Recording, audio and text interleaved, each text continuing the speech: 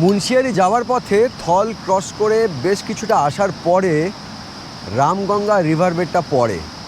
তো এদিকে যদি আসেন কখনো, এই রামগঙ্গা রিভার বেডটা কিন্তু নামবেন, একদম গঙ্গার কাছে চলে যাওয়া, মানে রামগঙ্গার কাছে চলে যাওয়া যায়। তার এই যে খরস্রোতা রামগঙ্গা, তার জল পর্যন্ত স্পর্শ করা যায়।